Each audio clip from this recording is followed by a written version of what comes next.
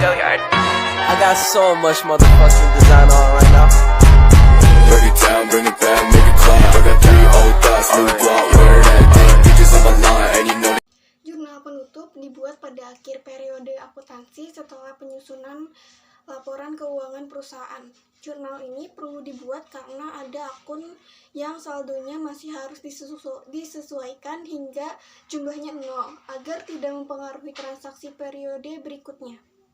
Jurnal penutup dapat didefinisikan sebagai entry jurnal yang dibuat pada akhir periode akuntansi untuk menutup beberapa akun seperti akun pendapatan, akun beban, akun ikhtisar laba atau rugi, dan akun prive dengan memindahkan saldonya ke akun permanen dalam buku besar. Selanjutnya di sini ada tabel berisi jurnal penutup dengan pasalan per 31 Desember 2005. Yang pertama, keterangannya ada pendapatan dengan ref 401 kita taruh di debit sejumlah 5.450.000. Di bawahnya, ikhtisar laba atau rugi dengan ref 601 kita taruh di kredit sebesar 5.450.000. Lalu yang kedua ada ikhtisar laba atau rugi, refnya 601 kita taruh di debit sebesar 3.770.000. Selanjutnya ada beberapa beban di bawah ini, yaitu diantaranya beban sewa dengan ref 501 kita taruh di kredit semua. Beban sewanya kita taruh 300.000 di kredit. Lalu ada beban ikan dengan ref 502 kita taruh di kredit sebesar 50.000. Lalu ada beban gaji 503 kita taruh 470.000 di kredit. Lalu beban telepon dan listrik dengan ref 504 kita taruh di kredit sejumlah 150.000. Lalu beban perlengkapan dengan ref 505 kita taruh di kredit sebesar 1.500.000.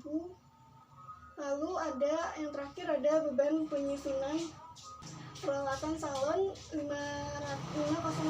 dengan jumlah yang dikredit dengan jumlah 1.300.000. Lalu di kolom ketiga ada ikhtisar laba atau rugi dengan ref 001 kita taruh di debit sejumlah 1.650.000. Di bawahnya ada modal dengan ref 301 kita taruh di kredit dengan jumlah 1.650.000. Lalu di kolom yang terakhir ada modal dengan ref 301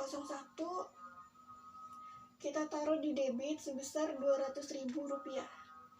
Lalu yang terakhir ada prive dengan ref 302 kita taruh di kredit sebesar 200.000. Lalu jumlahnya akan sama 11.100.000. Di sini juga 11.100.000. Jumlahnya harus sama atau balance, karena kalau tidak sama berarti di antara semuanya itu ada yang salah.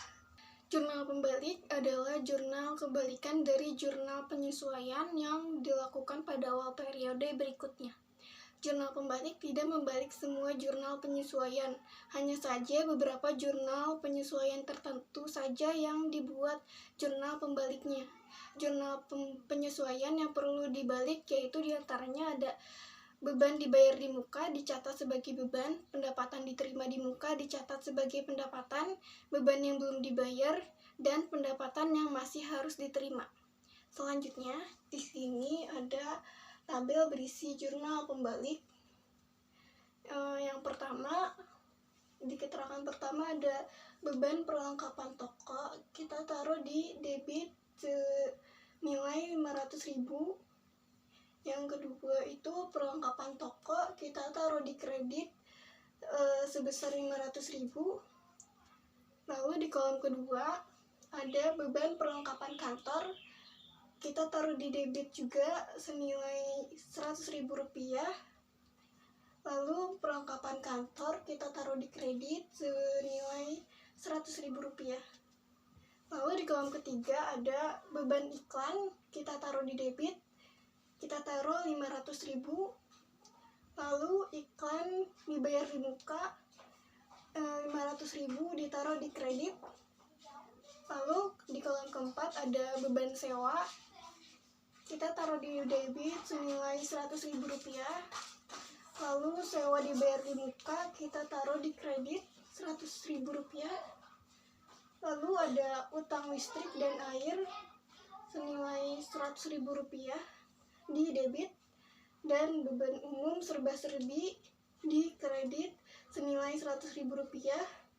Utang pajak 3 juta di debit, pajak penghasilan di kredit yaitu Rp3 juta. Jumlahnya juga pasti akan sama seperti ini. Di debit jumlahnya yaitu Rp4.300.000, di kredit jumlahnya juga sama yaitu Rp4.300.000.